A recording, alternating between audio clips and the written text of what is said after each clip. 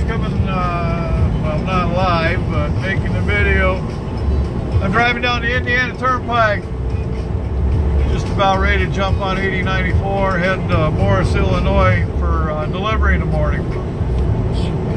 Got to thinking about winter driving. You know, it's October, it's getting toward the end of October. Before you know it, that white nasty ass shit will be coming down from the sky. I want to talk about winter driving.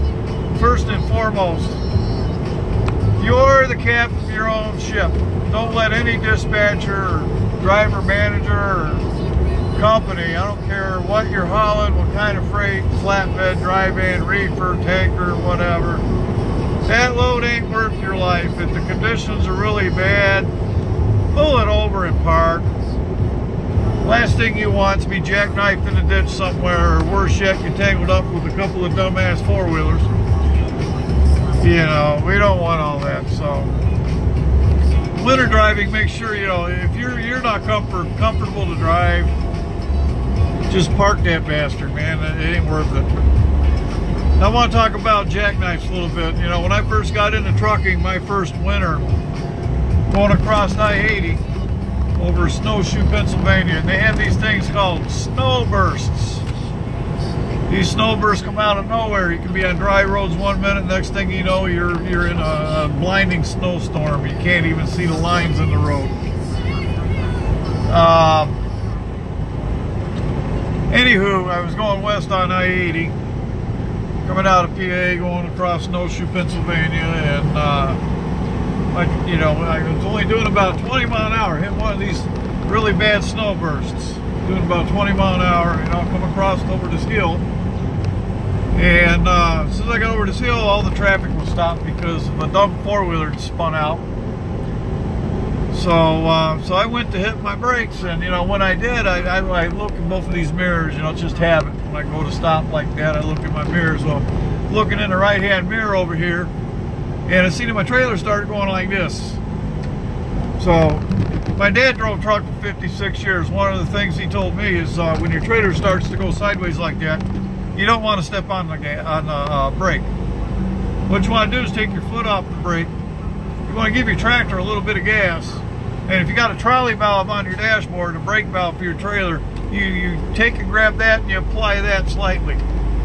You don't want to slam it down, but you want to apply a little bit of brake pressure to your trailer. That'll make your trailer pull back straight.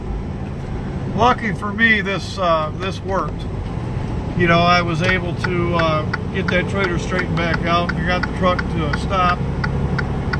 Driver behind me, he radios me on the CB and he says, "Damn driver, that was a veteran move you did right there." And I keyed up the CB and I told him, well, thanks, I appreciate it, but this is my first winter experience driving semi. And you know, if you got a shovel in your side box, driver, I said, can I borrow it so I can shovel the shit out my drawers? That scared the piss out of me. The whole time that trailer's going sideways, which seemed like forever, probably only lasted a few seconds, but I'm looking out my passenger mirror and I'm looking out that window waiting for that trailer to pass me up. You know, at that point, if the trailer passes you up, you're just along for the ride. You know, so my word of advice is if the conditions are really bad like that, man, pull it over somewhere, rest area, safe place to park, call it a day. It ain't worth it, you know. But if you're stuck in a situation where you hit one of these snowbursts, you know, just slow it down, put on your four ways, drive to conditions. So you don't want to be one of these super truckers where you're still flying at 70 mile an hour and you're on nothing but ice. You know, we've all seen the YouTube videos of these, you know, chain reaction accidents, or we've heard about them. You know, where you got, you know, 30, 40, 50 trucks and about that many four-wheelers, and they're all piled up against each other because everybody was driving too damn fast, and all of a sudden somebody stopped in front of them, they couldn't get stopped, and they just run into each other. Completely preventable accident.